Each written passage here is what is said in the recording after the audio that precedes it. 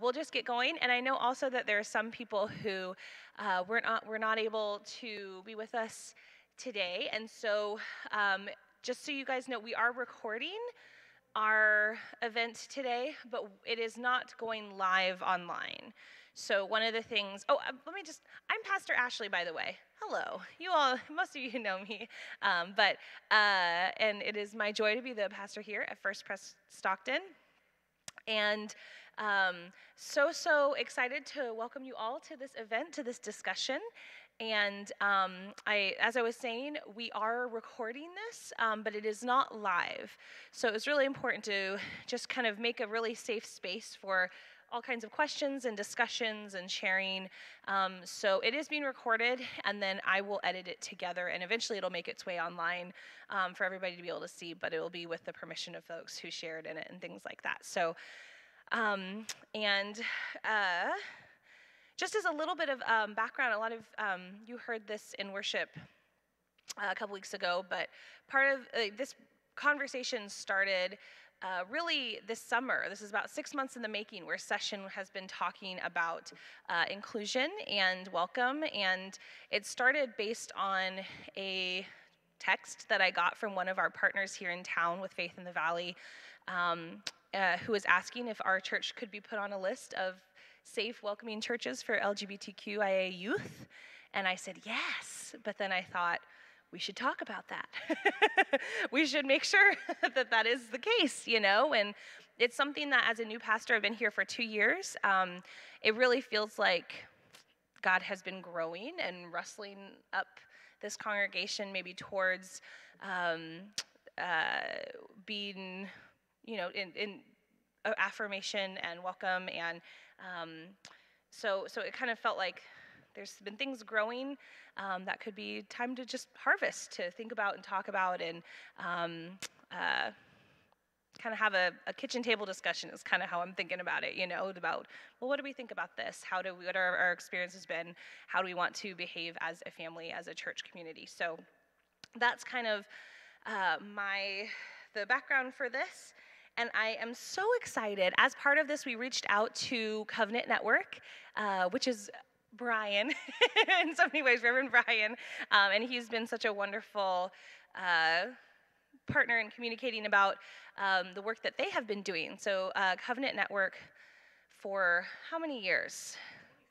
24 years has been working for the inclusion and welcome and ordination and full participation of folks of all different sexual orientations and gender identities. And so it's work that's been done for a long time, and a great partner to think about these things.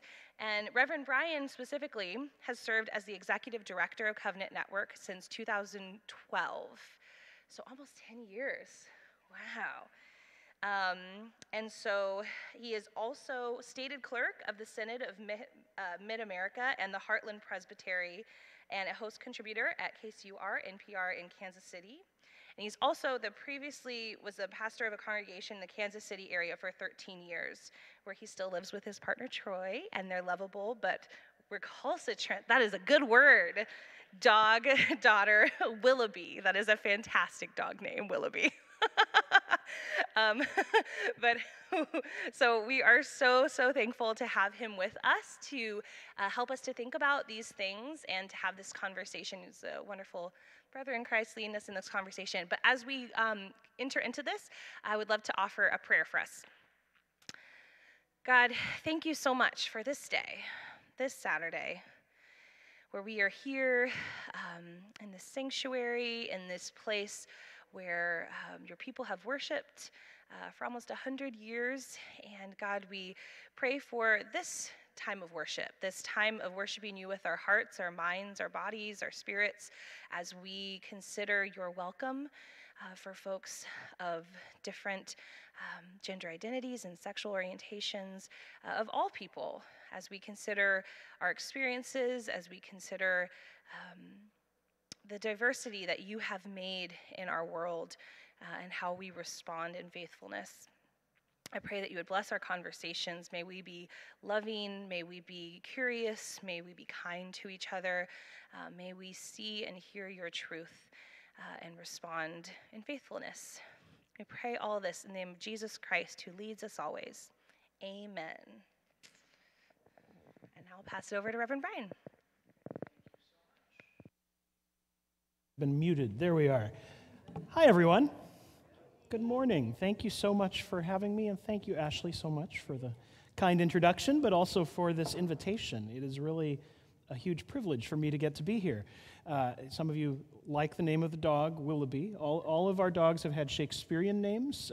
So we had, I had a black lab named Romeo when Troy and I met, and then we adopted a Dalmatian named Othello. And then we got Charlie, but there is a Charles in one of the Shakespearean plays, so we decided that was acceptable. And then finally we adopted Willow, but we had to find a Lord Willoughby in Shakespeare to name her after. So that's how we've come to have that. But it's so good to be with you. I live in Kansas City, and I'm here this weekend. In addition to this highlight of my weekend, I'm also preaching at Old First in San Francisco tomorrow morning, and I'm preaching at a friend's installation at Calvary Presbyterian Church in the afternoon. So it's an action-packed weekend, but I'm really excited to have a little more time with you all to be able to talk through what it means to build a real welcome for all God's people. I'm going to jump pretty much into our content, since I want to make sure we get to cover these things, but I'm looking forward to more conversation along the way. If you have questions, please don't hesitate to ask them, but also around the lunch tables where we'll have a little more time. What I hope we can do today, just to give you a preview of where we're going for the first half, kind of before lunch, I hope we get a chance to talk about how to build a foundation, to talk about how we got here in this conversation about LGBTQIA plus people and the church, for the sake of the whole group, recognizing that we may all be in different places in our comfort level, in our experience, even in what we believe about some of these issues. We'll kind of lay some groundwork about where I'm coming from, but also kind of the basics of what sexual orientation and gender identity mean. And then I want to take that conversation to a theological place. What about the Bible? What about theology? What about who we are as a church? And what does all that mean for the church's welcome of LGBTQ people? Then we'll have lunch. So that's a lot to cover before lunch, isn't it? But after lunch, I want us to then turn to some more practical steps. One of the things that Ashley and I have spent a lot of time talking about is that, and not just this church, but many churches, their hearts are in a certain place, their heads are in a certain place. They certainly are churches that want to be loving and welcoming, whatever that might mean, but they don't know what to do next. And even when they do know what to do next, sometimes they think they're doing the right thing and it doesn't seem like it's working. Nobody's coming. So we'll talk about sort of practical steps of what it looks like to be a welcoming church. I'll share some stories of what other churches have done, and I would love to hear your stories too. We'll talk about the words we need to use, both in our daily interactions and also in our statements we make as churches, but also the actions that need to follow those words. And then before we're done, I'll spend a little time talking about the Covenant Network of Presbyterians, this organization that's been doing that work for 24 years, and the ministry that we have of working with congregations to educate and equip and engage so that the church might be transformed. But let me start with just a word of before I talk about how we as a church got here, let me talk a little bit about how I got here. And I share that, it isn't really about me, so I don't usually spend a lot of time talking about me, but to the degree that my own journey in the church parallels some of the church's hard conversations about these issues, I want to share a little of it. I was in seminary in 1996 when the Presbyterian Church General Assembly, our highest governing body, adopted language for its Book of Order, the Constitution of the Church, that explicitly prohibited LGBTQ people from serving, from being ordained as ministers or as elders and deacons. That happened while I was in seminary. That's complicated for my life because I'm a gay man, But it wasn't as complicated as you might think, because I wasn't really being very honest with myself about my sexual orientation at that time.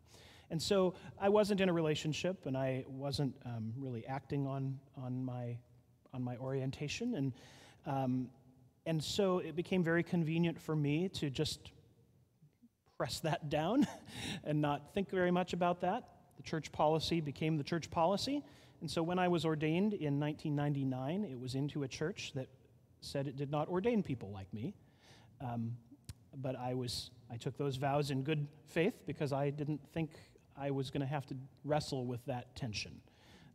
I was wrong about that. As I went out into the ministry, I recognized that companionship and love was going to be part of my life. And eventually, in 2003, I met my partner, Troy. We've been together 19 years. Going on 19 years. I better get that right. 19 years. Next spring. And that reality of that relationship that grew as I continued to serve as a pastor in a parish became a real tension in my life, though it was a tension that not very many people knew about. And as our relationship it became clear it was going to be a long-term thing, and as it became clear that the church's policy was going to be a long-term thing, we had some decisions to make. Those decisions that I had to make, I was far from the only one who had to make them, and different people made different choices. A lot of people left the church during those years because they couldn't serve openly. Sometimes they told people why they were leaving, and sometimes they never did. Sometimes they found safe havens in other denominations that were further along down the road than the Presbyterian Church, and sometimes they didn't. Sometimes they actually left the church altogether or let go of what they had known before to be a call to ministry. The church I was serving was growing. We were in the middle of a building campaign. We had just hired our first associate pastor. Good things were happening, and I had every intention of being the pastor there for a long time, and that's how things were heading, except for this lingering tension. So what should I have done? A part of me thought I should have sort of come out, told the truth, told the church, this is who I am, and kind of let the chips fall where they may. And I could have done that, and many would have supported me there. But not everyone. And it would have been a source of division and complication in a church that hadn't asked for that. That wasn't part of the deal when they called me. Or I could have broken up with my partner and said, I'm going to live a celibate life. That didn't seem faithful either to either myself or to him. I could have, I suppose, quietly resigned, just sort of slipped away and found something else to do with my life. But that didn't seem faithful either. That didn't seem faithful to the work God was doing in that church, didn't seem faithful to my call to ministry. And so what we decided to do instead for many years was to keep serving, but not with full openness. We just didn't talk about certain things with certain people. Over years, some people knew about Troy. Most didn't. I didn't talk about it at church. And what I've come to realize since is that while that allowed certain ministry to be sustained, it came with a pretty high cost. A cost to our relationship, but a cost to the ministry we did together. Ministry and faith and relationships in community depend on authenticity. They depend on openness and faithfulness with each other. And one of the real tragedies of the church's relationship with LGBTQ people over the years is that it led people to a place of inauthenticity, that it kept people from being completely honest with themselves and with each other about who they are. And one of the things that I want to share today is that in some ways, that is still happening. Church policies have changed. We now can ordain LGBTQ people. We allow for same-sex marriages in our churches where the session permits it and where the pastor is willing to do it. But there are countless ways that, for a lot of reasons, personal, professional, spiritual, societal. LGBTQ people still are not totally free to serve in a lot of places in the church, or even, in many cases, to walk in the doors of a church. And that's why we still have work to do. And it's why I'm so grateful that you as a church are willing to have this conversation today. And I hope this is a helpful conversation as you think through your work in showing forth God's welcome to all people. This PCUSA journey I mentioned has a lot of we can pinpoint certain key moments, and I don't want to dwell too much on this. Some of you may even feel like you know this history. In a lot of congregations, they know this history all too well because it was a source of division and conflict. We might start the story in 1978 and 79, although in fact that's not the first time people were talking about these issues in the church, but it is when the national denomination, actually both the northern and southern streams of Presbyterianism, this is before they reunited, they both formed committees to address the question of whether gay people could be ordained, whether homosexuals could be ordained, is what the way that was phrased. And they decided that they could not. Well, that self-avowed practicing homosexuals, and that was the language, could not be ordained. They gave definitive guidance. That language was very carefully crafted. I mean, every word of that mattered when they made that decision. Self-avowed, meaning we're not going to perform witch hunts. It's only when they come out and say it, supposedly. Very much like don't ask, don't tell. As we know, don't ask, don't tell was not enforced. There was actually a lot of asking when don't ask, don't tell became policy. Additionally, they chose the language of practicing. In other words, the church was able to sort of satisfy itself with the idea that what was prohibited was not who a person is, but rather what they did.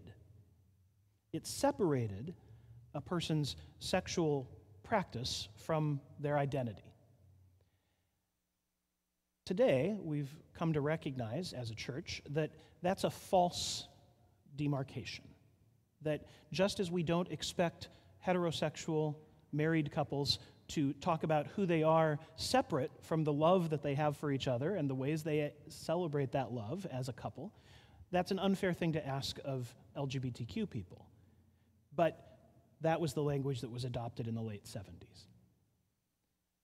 And so self-avowed practicing homosexuals to some felt like a sort of a progressive or compromise position for the church to take. But it wasn't. And it engendered further conversation. The good thing about being Presbyterian is that we can always have more conversation. Any of you who have served on a session meeting, you know that there's always more conversation. And so we had more. When the church reunited in 1983, it adopted the new Book of Order, and it had the language about marriage, a whole chapter about marriage. And it started with the perfectly true statement, marriage is a civil contract between a woman and a man, which in every state in the U.S., that was absolutely true in 1983.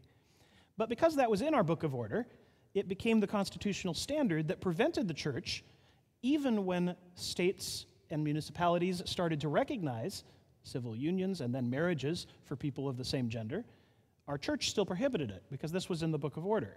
And that was reaffirmed through a variety of judicial cases in the Presbyterian Church over the years.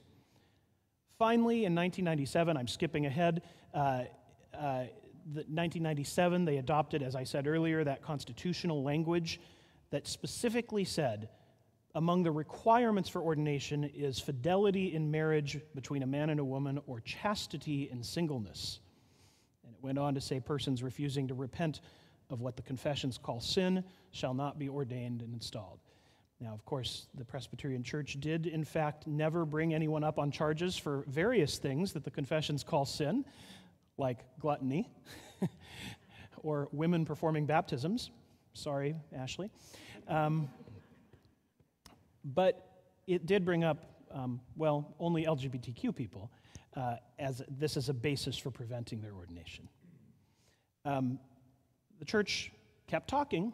It's good to be Presbyterian, because the very next year, in 1997, the General Assembly voted to repeal that, but not a majority of presbyteries. So it had to be ratified, and the same presbyteries that had just put it in the Book of Order did not vote to take it out. Same thing happened in 2001, same thing happened in 2008, until finally in 2010 at the General Assembly, and then in the year after, the presbyteries did vote on a new standard for ordination. That new standard is that everybody gets examined for their gifts and their calling and their preparation, and nobody is systematically excluded. Now notice that it also doesn't require anyone to be ordained, but everyone gets examined. 2015, a new definition of marriage. We changed that language from is a civil contract between a woman and a man to involves a unique commitment between two people, traditionally a man and a woman. That was compromise language, but it allowed each congregation, each minister to be guided by their conscience and to perform the legal wedding ceremonies that they felt called to perform. So that's where we are. That all seems like a positive trajectory, and it is a positive trajectory. We have a lot to celebrate. But one of the things I think we need to realize is that the conversation isn't really over in the church. One reality is that many congregations and presbyteries, after those votes in 2011 and 2015, went, okay, done talking about sex now. Done talking about gay stuff, let's move on. Which is understandable, maybe, because it was an anxious time. But the fact is that it didn't automatically mean we knew how to really welcome people. And without a little more work, think about when women got the vote in the U.S., or when the Civil Rights Act was passed in the late 1960s. Just as those acts didn't suddenly bring about equality or justice, there was more work to do, and indeed there still is more work to do. So it is in the Presbyterian Church that those actions may have even made it easier for congregations to just move on without really doing the work. A lot of churches have not done even what you are doing today, by having an event to talk about what inclusion means, what welcome looks like. I mean, I would even say the majority of Presbyterian congregations have still not done that work.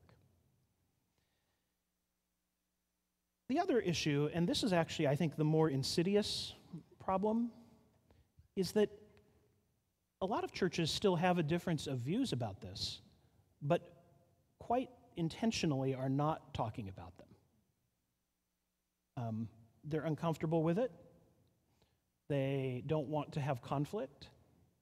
Or even where it's not a matter of conflict so much as a lack of knowledge or afraid they'll do it wrong, it's just easier not to put it on the table.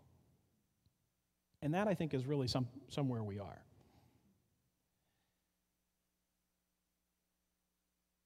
Even the most affirming, the most inclusive people often say that they don't know how to communicate that welcome beyond their church walls. Or they think they might know, but they're not sure. Do we put a rainbow pride flag outside the church or not? If I put a language on the front of my bulletin that says, all are welcome here, is that enough, or does it need to be more specific? We'll talk about some of those things later today. The other reality, and we're focusing today more on how the congregation can be welcoming, not so much on the big denominational issues. But the other thing to know about is that even though the church voted on ordination and voted on marriage, in both of those decisions, what it decided was to give churches the local option and to give presbyteries the local option about who they ordain. Which means, and has in fact the reality today is, that probably something like 2/3 of our presbyteries still don't have any openly LGBTQ people serving as pastors of their churches. Thousands of congregations have never had a same-sex wedding in them, and in some cases, that's because they have a policy against it. And that's perfectly legal under our church policy today. So I would say that that conversation isn't over either. In fact, it's having to happen again and again. So I'll pause. Are there questions about that history and that sort of journey to where we are now. We'll talk a little bit more about the theology in the Bible and what those words, what LGBTQ stands for. But is there anything you wanted to ask about before I go on? We even have a microphone. Craig.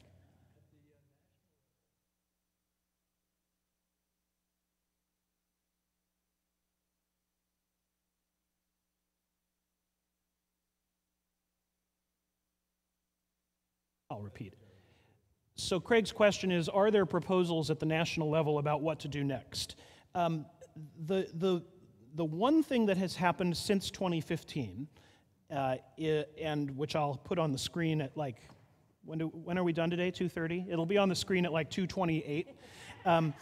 Is in 2018, the General Assembly did vote to take kind of one more step. And it was in the form of a statement, not a requirement, but it was a statement that celebrated the gifts of LGBTQIA plus people for ministry. So whereas before the tone of these decisions was, if you have to, go ahead and ordain them. if it's important to you, you can have a same-sex marriage. The tone of the 2018 statement was, people of diverse sexual orientations have gifts for ministry, and we celebrate that. And in fact, in the years since it has been allowed, many of them are serving the church very faithfully.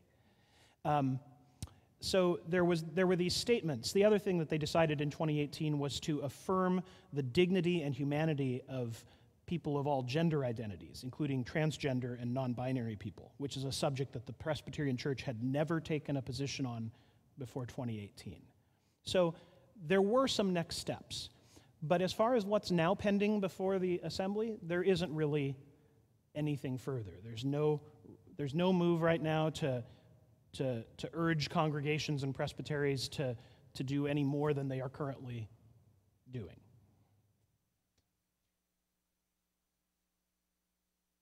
All right, well, let me move on and talk a little bit about sort of these basics. And I want to respect your knowledge levels. I don't want to make any assumptions about how familiar people feel with the terminology and the understandings of sexual orientation, gender identity. So I'm going to be watching your eyes, since I can't see most of your mouths or faces, to see if it looks like we're covering things you already know, and I'll move faster or slower accordingly. But if I'm not getting it correct from your eyes, raise your hand and tell me, okay?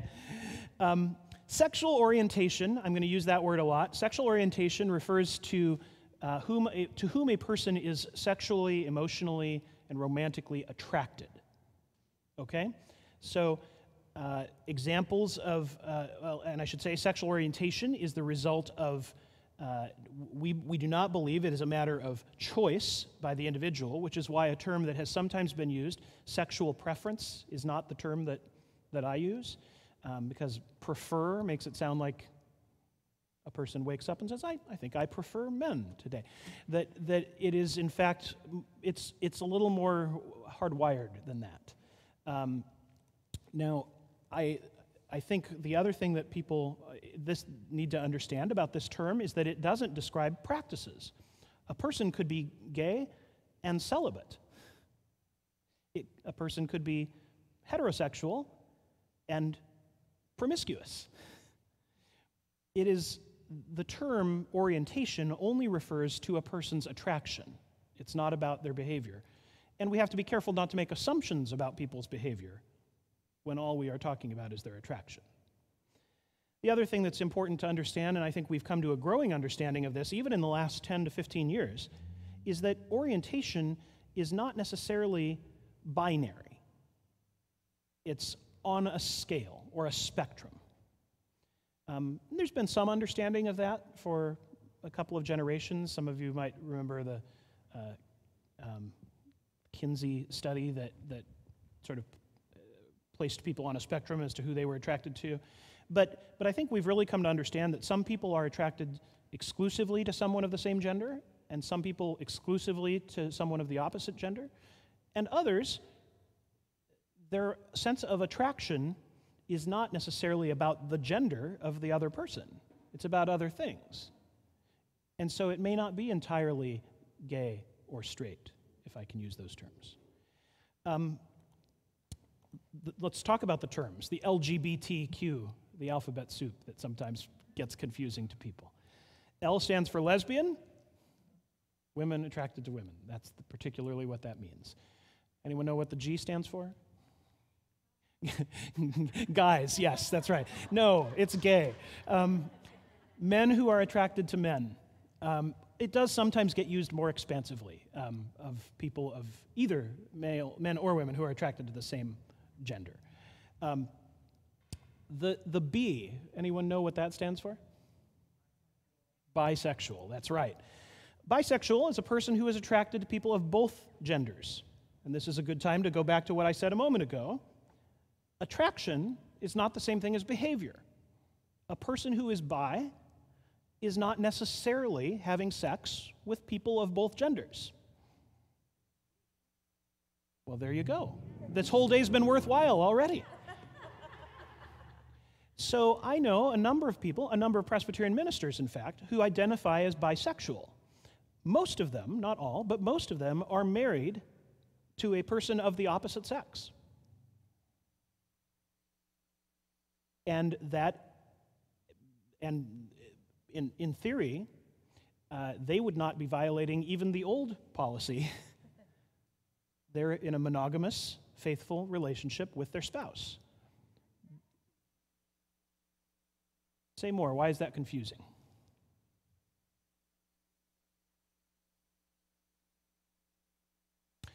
Well, if you're attracted to more than one man in your young adulthood, how do you choose? Yeah, and you choose one. Or more than one. I don't know you, but okay.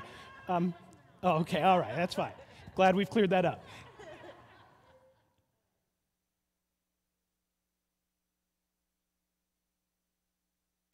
So thank you for that.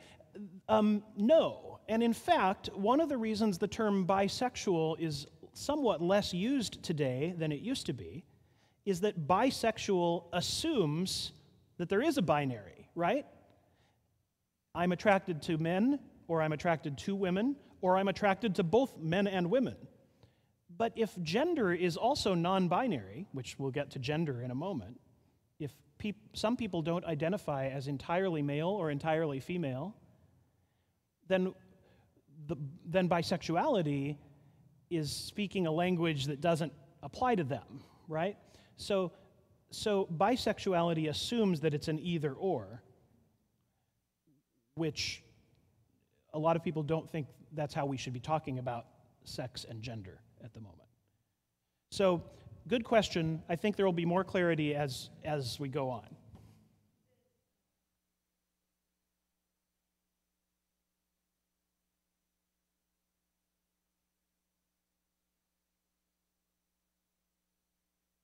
Yes.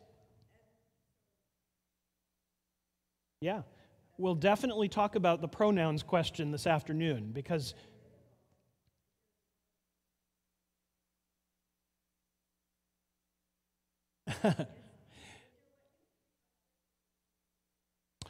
so right now we're talking about sexual orientation, who a person is attracted to.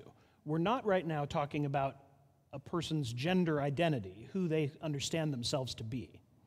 We'll get to that in about one more slide. But you're not asking bad questions. Those are good questions. This is confusing. But it's worth understanding. It's worth this investment of energy because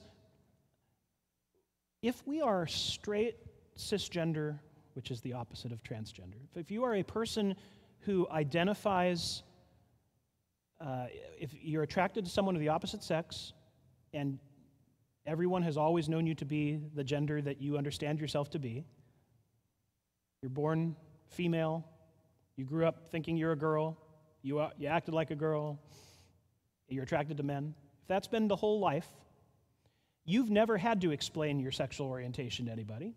You've never had to explain your gender identity. You've never had to ask someone to use different pronouns or call you by a different name.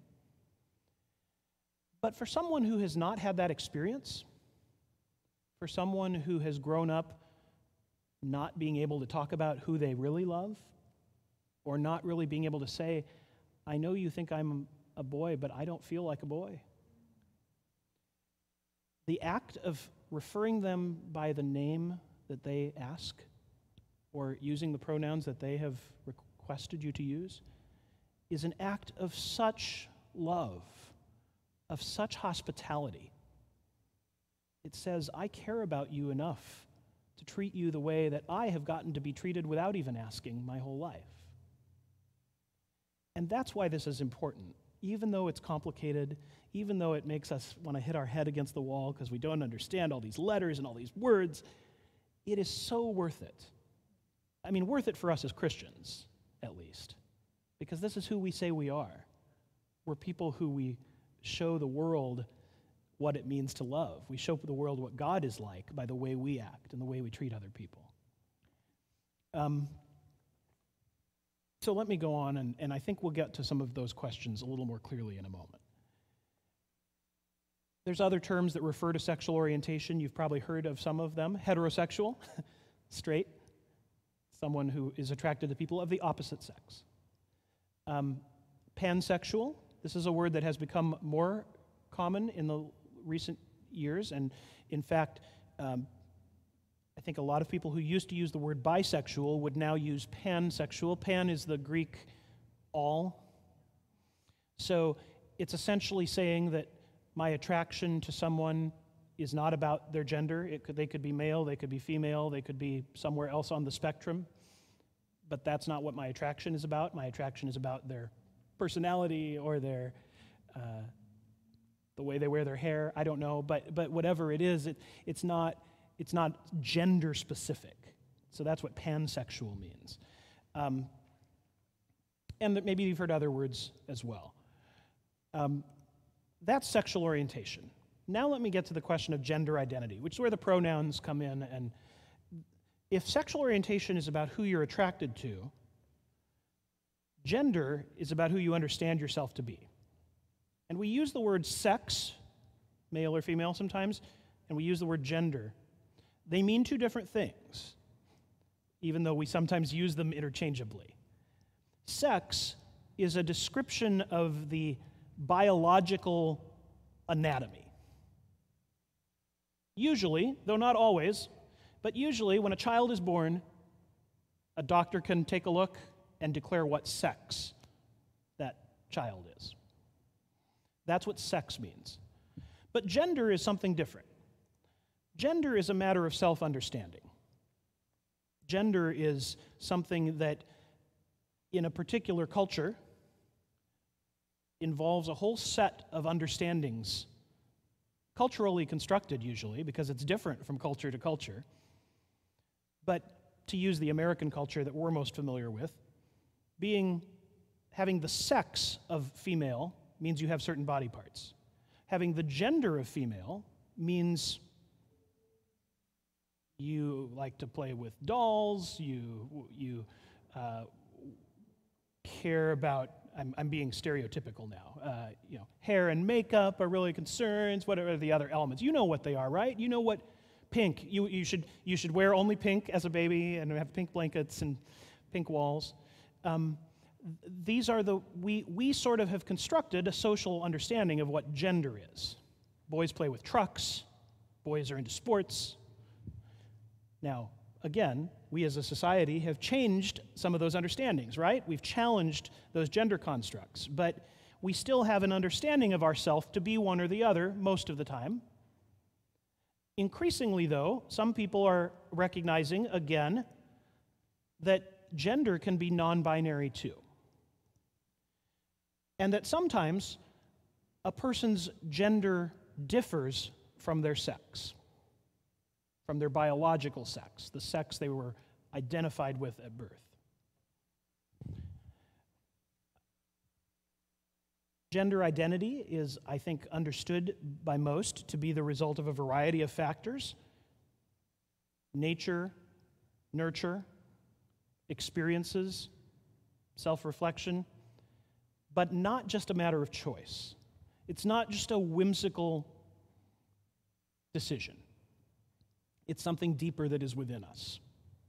And it might be something we come to realize later in life. It isn't always something we know right away. And it is on a spectrum. It's not binary necessarily. Increasingly, kids talk about, and adults, but kids are starting to understand this in some ways more easily than adults, about gender fluidity. The idea that you don't just have to choose one and have it always and every day be the same. And that at different seasons of one's life, that identity may shift a little bit. So that term is gender fluid. Sometimes a person is going to identify differently. There are some terms that describe, that's one other important point, that the gender, a person's sex, as I said, could be identified by the doctor in the delivery room. A person's gender cannot. So whenever you see someone when you see a YouTube video of someone starting a forest fire at a gender reveal party, I would argue that is not a gender reveal party at all. That is a sex reveal party, but that would probably trigger a whole different set of videos, wouldn't it? So don't do that. But the gender reveal, a gender is something you can't necessarily see in a baby. It's going to take some time. Okay. Okay. I keep going backwards and forwards here. I'm sorry. Let me do that, though. Let me say that last point. This isn't necessarily related to sexual orientation. So a person can be gay, that is attracted to men, and be transgender or not. Orientation is still about who you're attracted to. Your gender identity does not necessarily control who you're attracted to. All right. So here's some terminology. I used this one earlier, cisgender. It's the opposite of transgender. Transgender means a person whose gender identity differs from their biological sex. And that word, transgender, is an adjective. You don't have to say transgendered. Cisgender is the opposite of that. It's someone, and I am a cisgender male. I was born recognized as a boy, and I identify as male. So I'm cisgender. The other term I've used now is non-binary. So this gets to the question from earlier. This is a person whose gender identity does not necessarily align completely with one gender or the other. Sometimes a person who is non-binary might say they mostly identify as female, but with certain qualities. Others may say male. Others say, I reject that I have to label it as one or the other. And accordingly, they may ask that certain pronouns be used. He, him, or she, her, or they, them, or sometimes there's some others that folks have asked to have used. None of this necessarily, though, remember I said gender identity can be invisible. Gender expression is how you send that message to the world. So gender identity is on the inside. Gender expression is a term for what's on the outside. So this is where the person who comes to church wearing a dress is probably identifying to the church as female. That's their gender expression. But on the inside, they may still feel like a male, and that's their identity. A few other words, and then we'll pause for questions. The Q, LGBTQ, it stands for queer. How many of you are uncomfortable using the word Q, queer? A lot of people are. And my advice is don't use it. But I want you to know it's okay to use it. For those of us in the queer community, that word has been reclaimed. It is true that it was a derogatory word, but like a lot of communities, Words that were once used to harm them, they have made their own. And in the case of queer, it has become broadly used as a very inclusive word. It refers to people of diverse gender identities and sexual orientations, and in fact is a very convenient word for a person who doesn't necessarily want or isn't able to label themselves in all those other categories, but knows that this is the community they're a part of. So the word queer is a highly functional word, and it's one that's okay to use as long as you're not intending it in a derogatory way. If you go to the bookstore, you'll see the queer studies aisle. You can take classes in the queer studies department of a lot of universities. It's not a bad word anymore.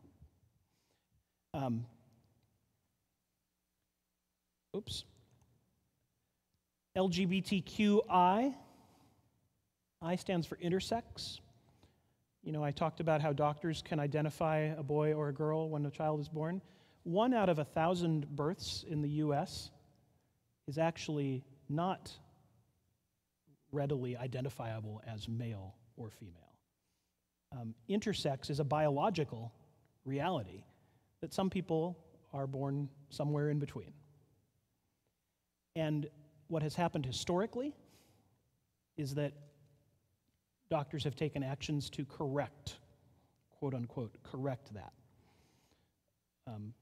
Often mutilating these newly born children.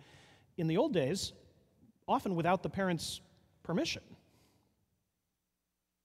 But nowadays, there's a growing understanding that the better treatment, the better response, is counseling and a life of understanding of oneself fully as who you are without something being wrong with who you are.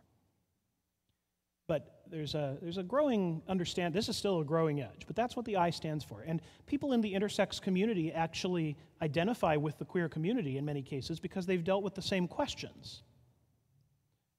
Rejection, misunderstanding, self-doubt, feeling different, not being able to talk about it. So even if it doesn't feel like it's in the same categories, it actually, a lot of intersex people would very, very comfortably identify with the queer community. The other letter in there, the A, stands for asexual. I was at the General Assembly meeting in 2018 when they adopted that motion that I mentioned earlier, and that's where the term that was used in that motion was LGBTQIA+. But as it was originally proposed to the Assembly, it said LGBTQ. It was changed on a motion from a young adult advisory delegate on the committee, and she stood up and asked that it be extended to include IA+, and she shared her own experience as an asexual person. An asexual person is one who doesn't or says they do not experience sexual attraction or do so at an extremely low level. So asexual is, I think, generally understood as a sexual orientation.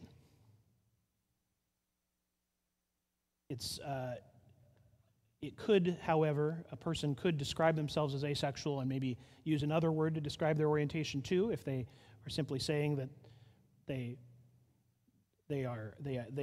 if they were going to be attracted to someone, it would be this.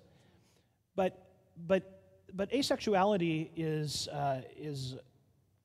part of this conversation because our society is so uncomfortable with the idea that a person would not be sexually attracted to people that they often feel the same rejection, that same distance from the rest of community and don't know how to talk about it. So that's what A stands for. And then finally, the plus.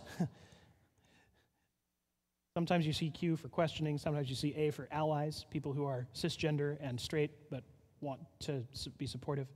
The plus is now what the Q used to be. It's kind of everything else, and that's okay. The purpose of our language around these issues is to be expansive, to bring more people to the table, not to fence more people out. Questions about any of this?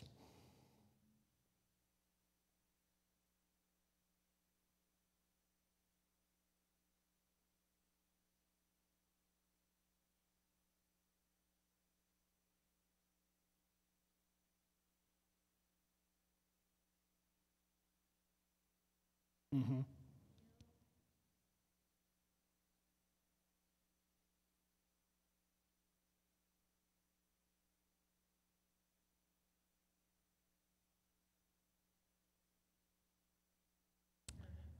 Yeah, some are. That's true. Kids will always, well, adults too, right?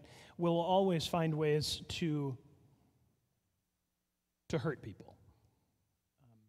And if it wasn't those words, it would be other words. But I do think, I will offer another view, which is that I think I'm seeing a lot of hope among young people that often are ahead of us as adults, having not spent their life being enculturated with what is normal, to sort of see, hey, this is my friend, and they don't understand themselves to be male or female, and I don't have any reason to think that they have to. And I love them, and we're going to hang out. And I think I'm seeing a lot of the progress in the church, in fact, coming from folks, not because younger kids are liberal. It's not that. It's because they just haven't had so much time to think things are so weird. That makes sense? The new normal is not like an abandonment of principles. It's less discomfort with things that are new. And I've seen it both ways. You're absolutely right. There are still times where these words are used in derogatory ways by kids and by adults.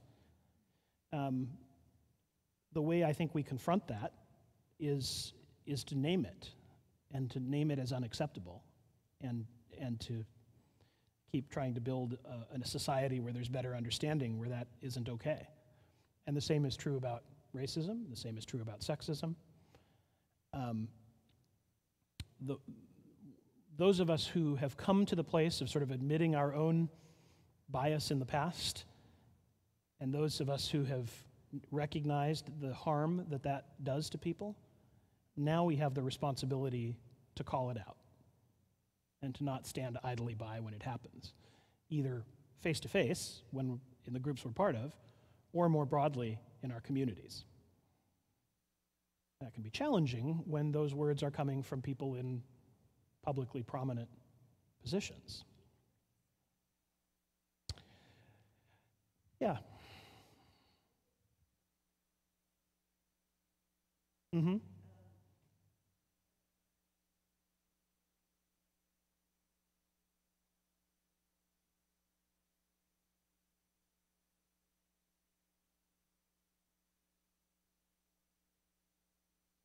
Right.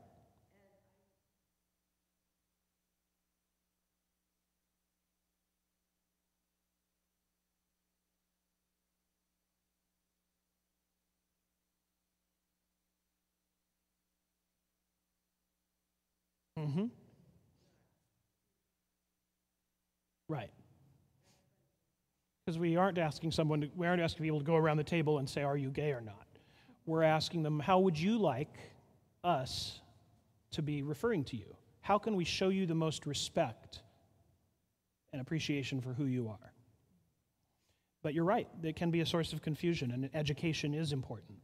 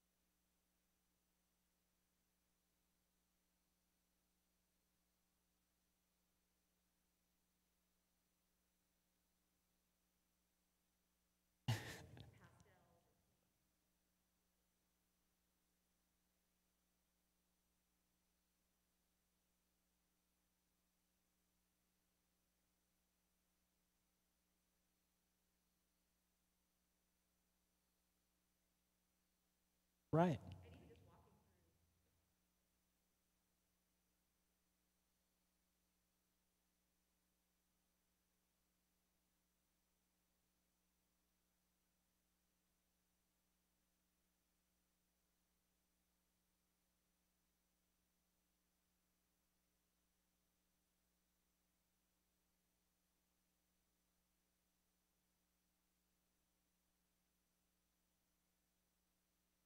That's a really great point. Do you all know Mary, by the way? Mary Westfall, your executive presbyter, North Central California Presbytery, yes.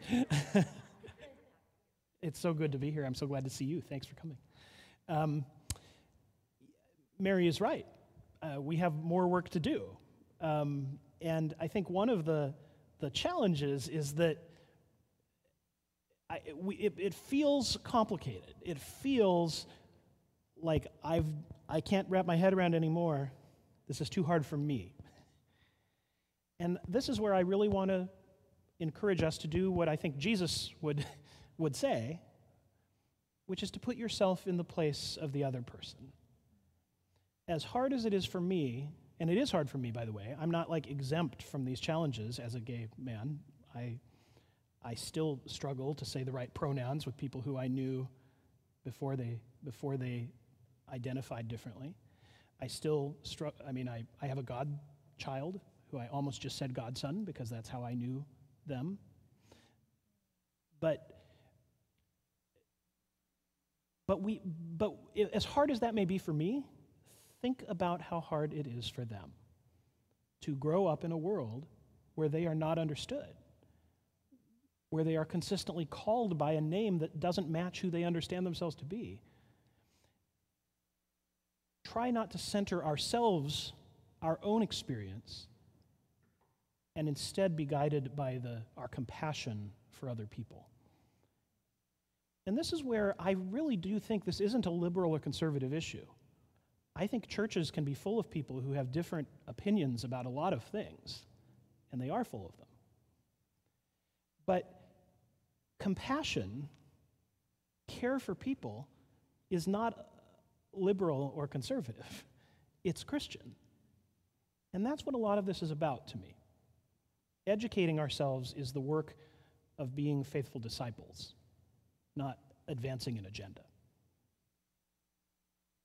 So, let's talk about that. Let's talk about the theology and the Bible and the ethics that are at work here. And when Ashley and I were talking about what would be helpful today, one of the things that we recognized is that for some people, the issue is, the hard part is the science or the biology. For other people, the hard part is what we have always believed and learned about scriptures, or what we thought we had always learned about theology, and how that matches with an understanding that is more inclusive, more supportive of all of God's people being celebrated in the church and encouraged to live out their full identity. So when you think about the Bible and sexuality, just know there's no wrong answers here, but what comes to mind for you? What jumps to mind when you say, what does the Bible say about sexuality?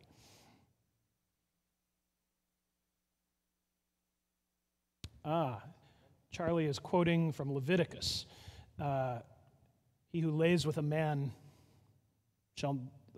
instead of a woman shall be stoned.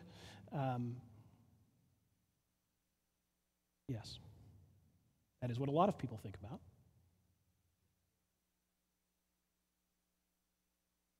Yes. Yes, sexual immorality, although it does depend greatly on what translation you're using. I was pretty interested to see, for example, the New International Bible sitting here. I don't know if this is in all the pews or if that just happens to be sitting here on the front pew. It's going to have one translation, while the New Revised Standard Version is going to have a different translation. The same words in Greek, but there's been an evolving understanding even of what the Greek words meant. But yes, however you translate it, fornication, sexual immorality, sexual deviancy, Those words are in the Bible.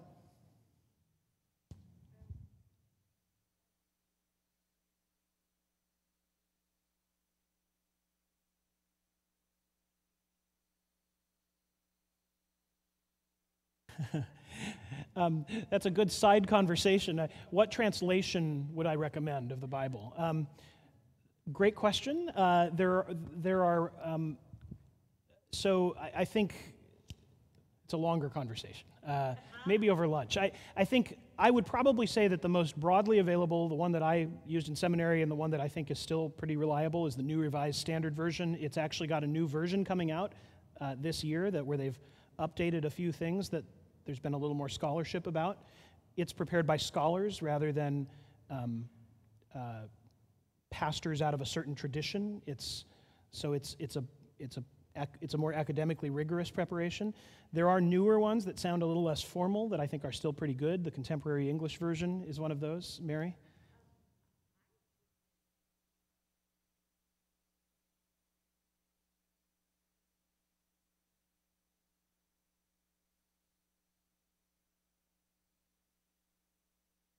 Exactly.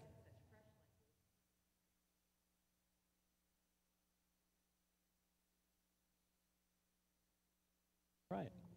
But there are times where you want to hear the 23rd Psalm out of the King James Version and you don't care about the scholarship, right? And that's okay too. The Spirit didn't speak just one language or just one form of English, and I think it's okay that we might come up with some different things. I don't mean to put down the New International Version, by the way. The majority of the Bibles on my shelf at home are New International Version because that's what I used through my elementary school and the church I grew up in and college and until I got to seminary. But I have, the leather-bound one that my dad wrote in when I was 12 is the New International Version. And it's been an important Bible translation for me. The Bible, as I think your answers are already starting to suggest, though, is full of language that what it's going to mean is going to depend on more than just what that word means the first time you hear it. I think we sometimes approach the Bible as though it is supposed to give easy, clear answers to very contemporary questions, when in fact, the people who wrote it, or the oral tradition that got written down at some point later, and then transcribed through the generations, was in fact not trying to answer the questions that we are trying to ask of it at all. And the words, especially, how much time do we just spend on vocabulary about things that we're just now figuring out, but then we expect that the Bible, written 2,000 years ago, already knew what language we were going to use in 2021, and that the words mean the same thing. And of course, that's not true. We have to, I think, was it C.S. Lewis who said the Bible is,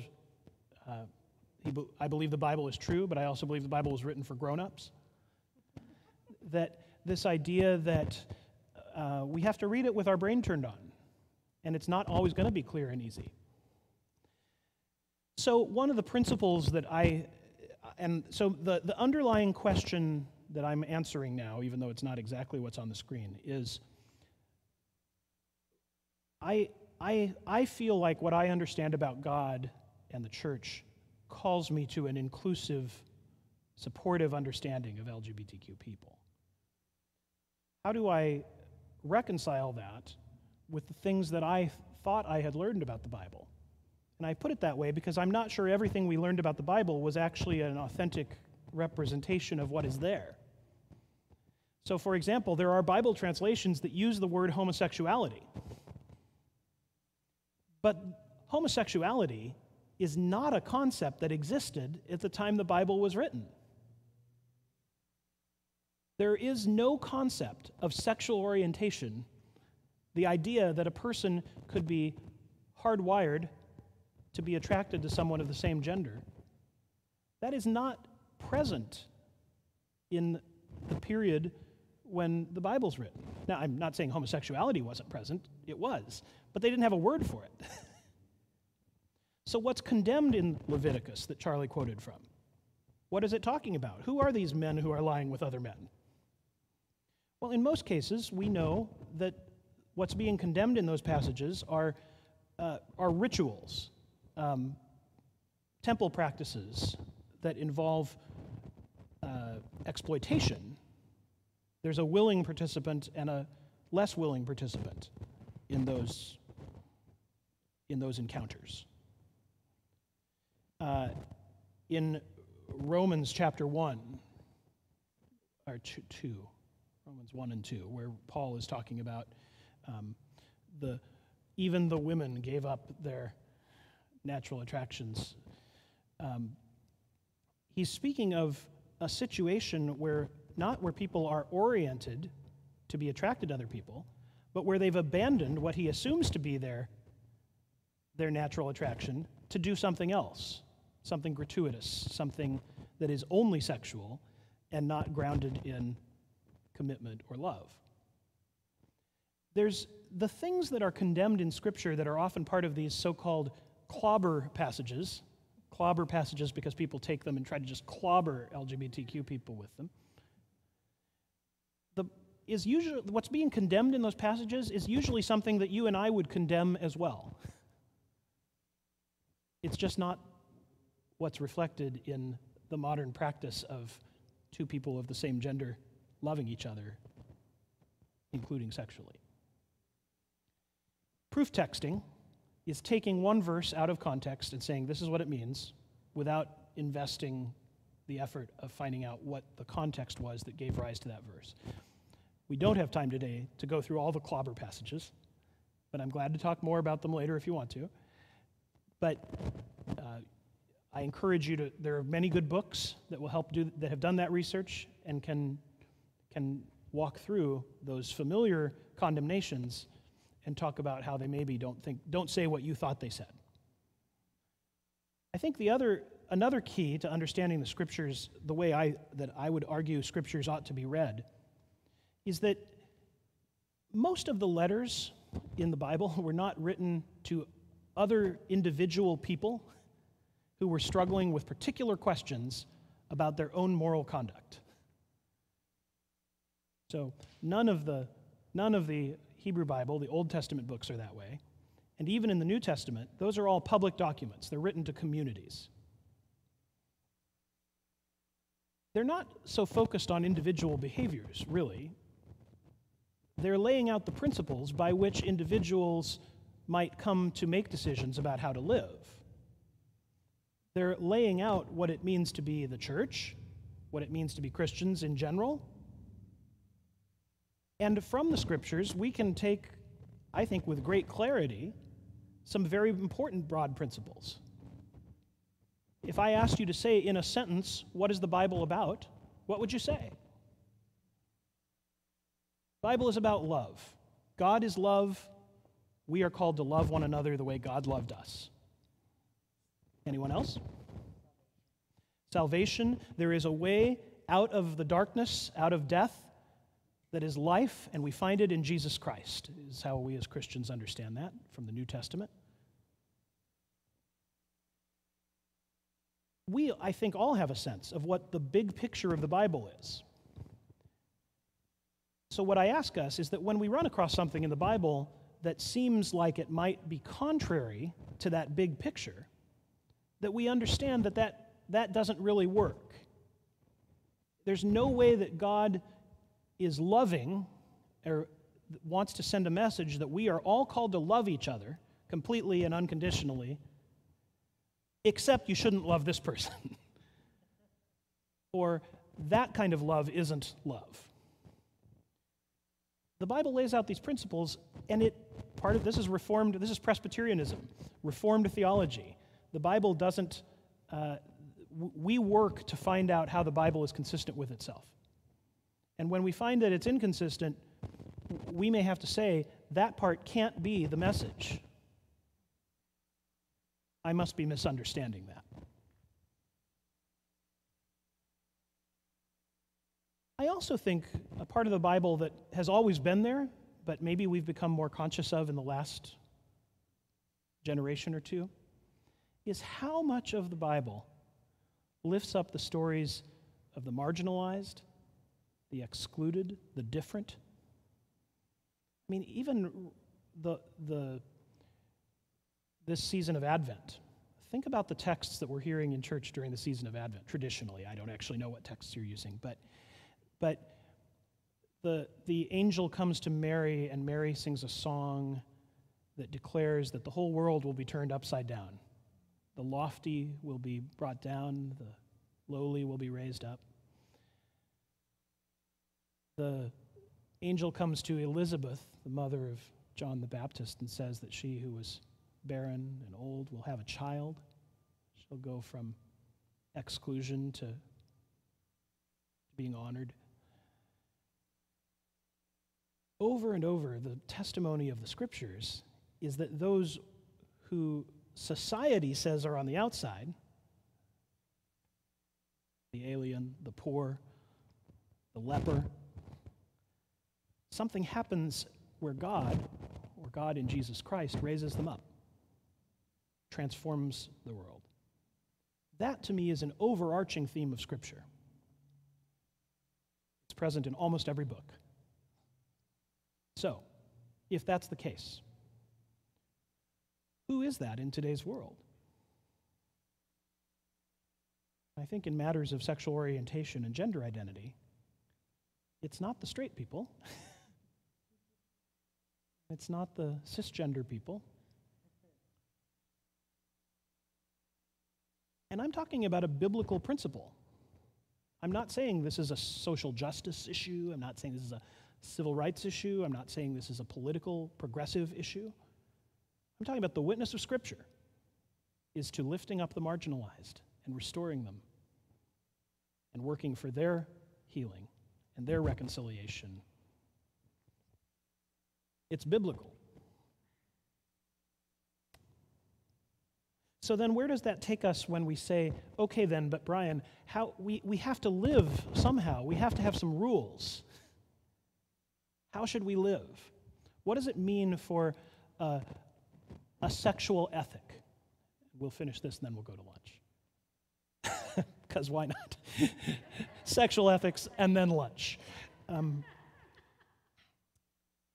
I think the same questions apply. What is the Bible about? What is Christian life about? What did you say? Love.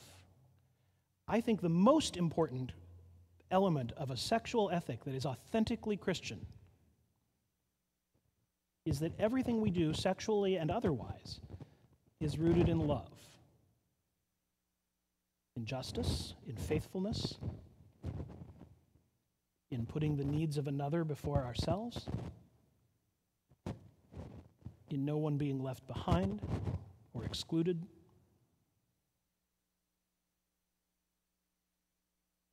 And that's biblical. I want us to stop thinking that we have to walk away from the Bible to be affirming of LGBTQ people. I think it's our most authentic expression of the Bible. I think we certainly would say that one important element of a biblical and reformed theological ethic is to affirm that sexuality is a gift of God. God didn't make bad stuff. And from Genesis onward, we know that God made sexuality. So then this is a very contrary idea to what you hear in a lot of churches. So I want you to notice that I'm saying something that isn't just bland and boring. Sexuality is sometimes preached as something to be feared, a dangerous beast to be tamed, the thing that will lead us astray down the road to hell. I think that has really messed us up in the Christian church about sex. Sexuality is something God made. It is to be celebrated. It is a good thing. Can we misuse it? Yes, we can. But that doesn't make the sex bad. That makes us sometimes doing the wrong thing. Yes.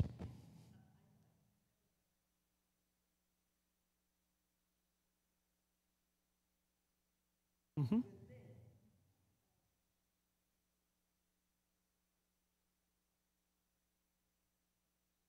I'm sorry? Yes. Well, this is the thing. The deepest truths of the Bible, it's very hard to find proof texts for. You know, it doesn't say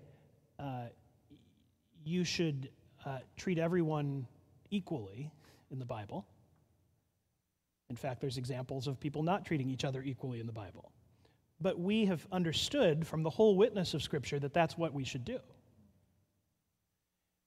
I think the answer to your question, though, what is the proof text that say sexuality is a gift? I'd start with the fact that Genesis, God creates sexuality and gives it freely to these newly made humans that God made. So it starts out as a gift. Yeah, for companionship. So God lifts up the value of companionship, of community, of fellowship. And this idea that that relationship is anything other than sexual between Adam and Eve, I mean, it clearly is supposed to be something more than that. That's why they are made. It's how, according to one of the versions of creation, Eve is different than the animals God made first. Because they're supposed to be relationship. They're supposed to be connection. And I think the challenge for us sometimes is that we get hung up on trying to find the verse. We miss the forest for the trees. But the forest, I think, is very obvious.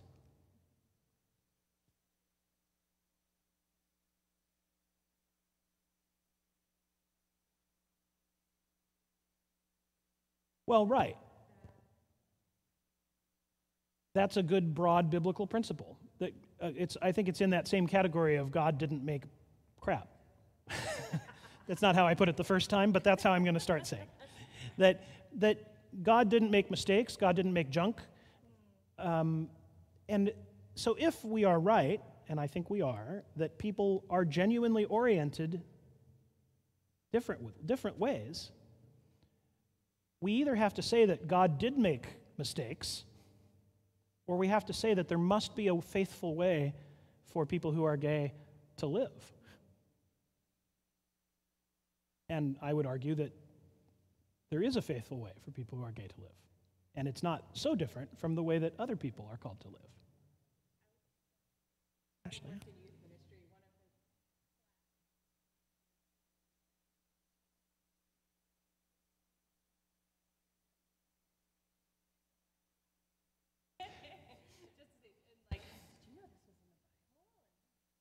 Right. Very descriptive admiration.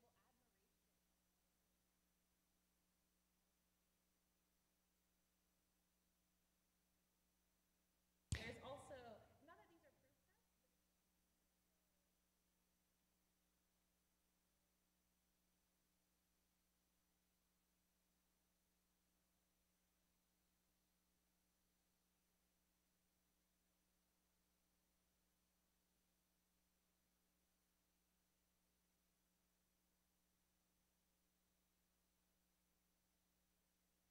He basically is Right. advising people to Right. not.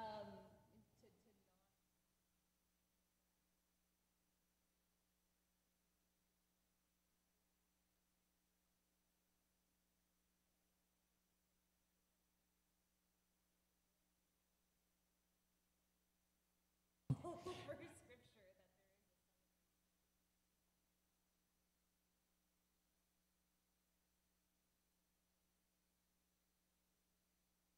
Yeah.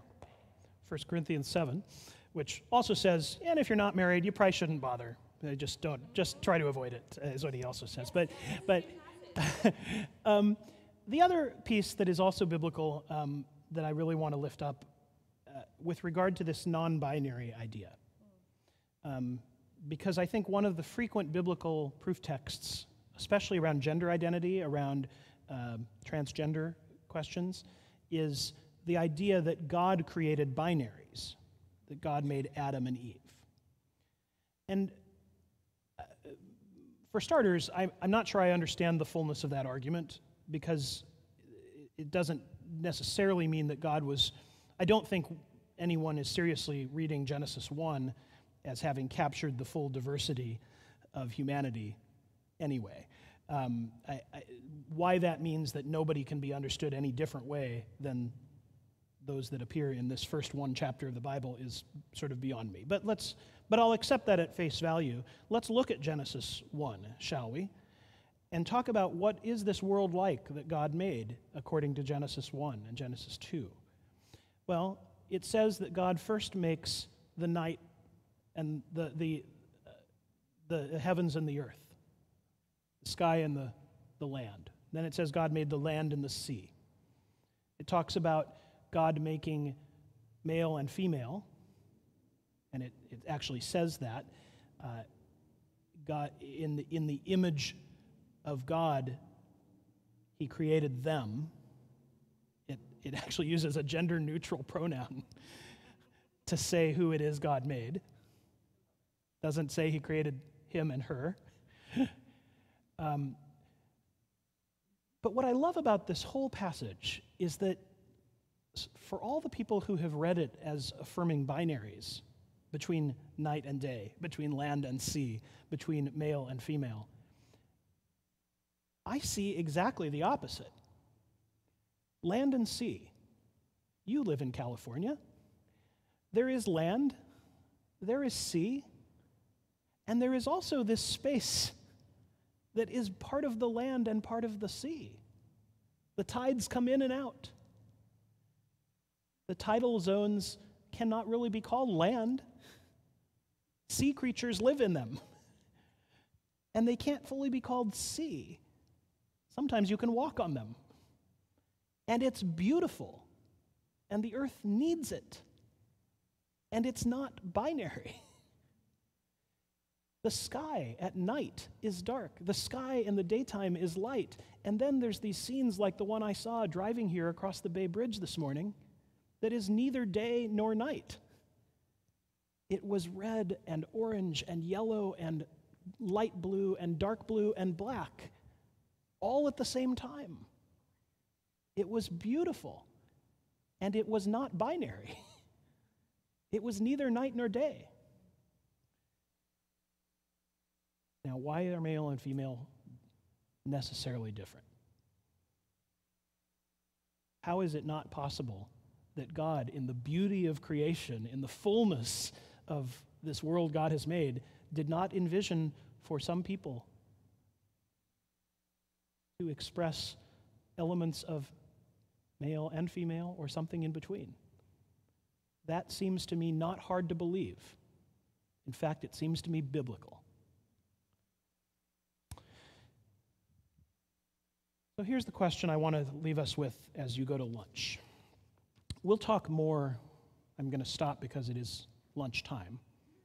So we'll talk more when we come back about what the theological implications of this are for welcome. Even if we believe these things, believing them is probably not a satisfying place to stop. So what do our beliefs, what does our history and our biblical beliefs and our theology demand of us if these things are true? And then, practically speaking, how are we going to get there?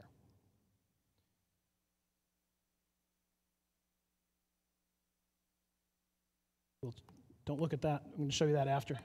That was a sneak preview. Here's what I want you to discuss over lunch. You can discuss other things. You can eat raviolis and talk about your lives. You don't have to do this the whole time. But at some point over the conversation, I hope you'll think about how welcoming is your church?